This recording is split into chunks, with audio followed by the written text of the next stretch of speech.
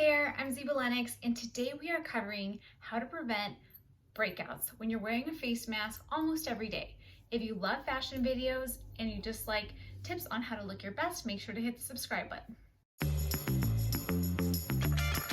So now that we've kind of grown to love our face masks and they've become some of our favorite accessories, I think that you may have noticed some breakouts. I know that I have. I went through a really tough stage there where I was just getting so broken out and I couldn't understand why. And then I was like, oh, of course, it's the mask. It's like everywhere where my mask covers my face, I'm experiencing breakouts. So I'm going to share some tips that have helped me minimize that and kind of get my skin back in order.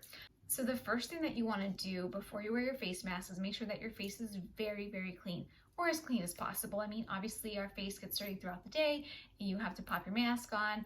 So totally get that, but you want to have a good fighting chance, especially if you're going to be wearing your mask all day. So you want to clean your face and you want to not strip it so harshly so that it's like overreacting with oil production. But one of the things that I use that has made a big difference, been a total game changer, is the Glo Pro skin prep pad. And this just really deep cleans your skin, removes so many different kinds of bacteria that your face does not need, and really cleans your pores as deeply as possible. So I feel like this has been one of the biggest things that I've done on a regular basis that has kind of changed or reversed the acne that was going on. The second thing that you want to do is you want to exfoliate your face. This is going to remove all of the dead skin cells from your pores and not clog them.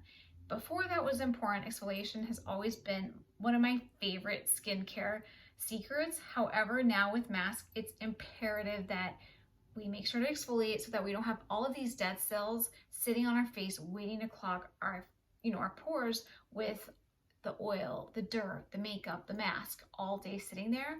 So you want to use a cleanser that either has like the grainy stuff where you can feel it removing your dead skin cells, or you want to use a loofah, or as I've spoken about before, I really love the Beauty Bio face massager that removes your skin cells. It's actually a microneedling tool, but it's a wonderful, wonderful exfoliation tool. And I feel like there's no dead skin cells sitting on my face at any given time.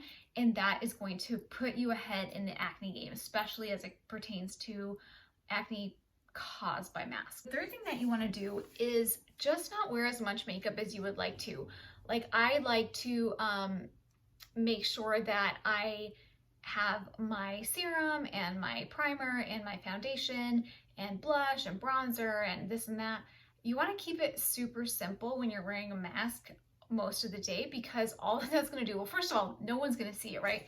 The second thing is that it's just going to contribute to those pores being clogged because it's just trapped in there.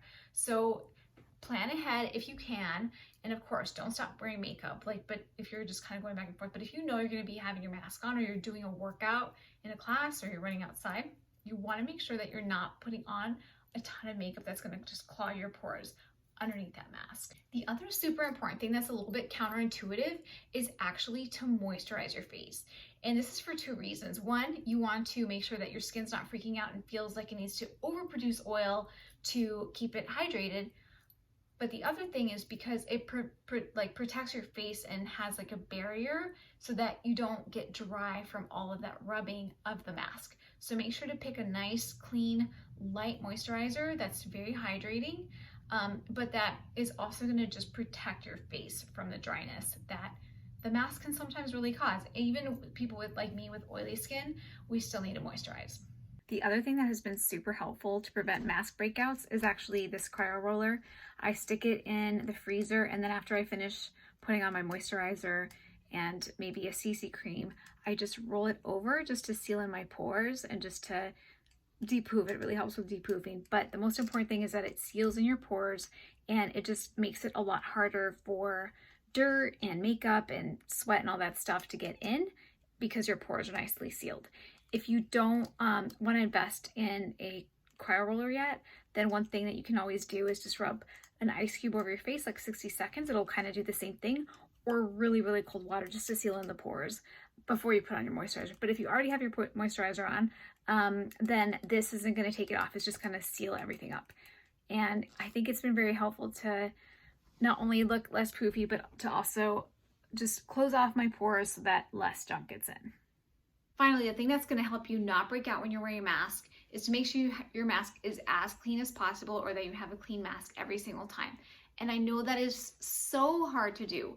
So there's two strategies that I've been using. The first is to use a disposable mask only, or underneath like a cute little fashion mask, so that the inside is always clean, and you're not getting it dirty and then you kind of throw it in your bag and then you put it back in, which I was guilty of before. I had some masks that looked so dirty inside, and I don't know why I thought that was just like gonna be okay with my skin.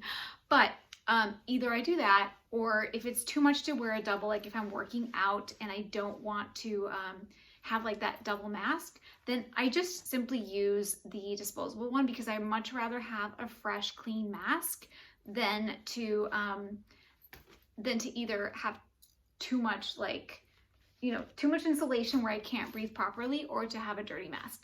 The other strategy that I've been using is actually just to, at this point in time, I have like quite the collection.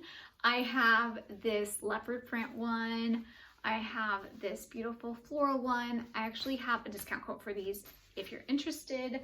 I have this tiger one that I got from Gilt City. It's got a double strap here, which is kind of hard to tie. Just quick side note.